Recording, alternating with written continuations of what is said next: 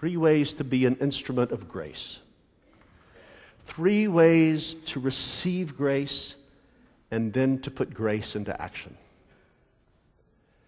One has to do with the work we all need to take up about Proposition 8 on Election Day.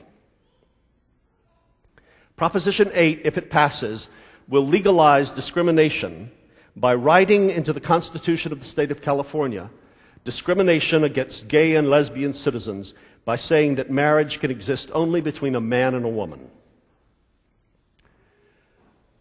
I am embarrassed that so many proponents of this discriminatory Proposition 8 are Christian people who use the Bible to support their discrimination. If Jesus is correct, and I think Jesus is correct, all Scripture must be interpreted by these 2 loves, loving God and loving neighbor.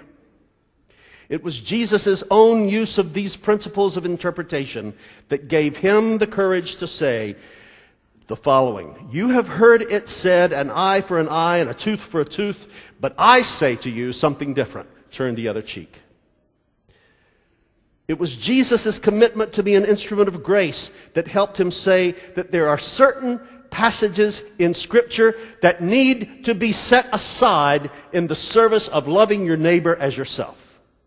Jesus himself set aside certain passages of Scripture that did not promote loving God and loving your neighbor.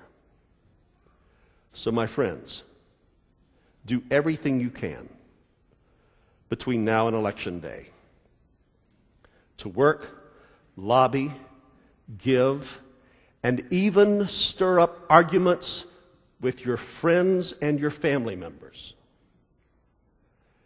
to defeat Proposition 8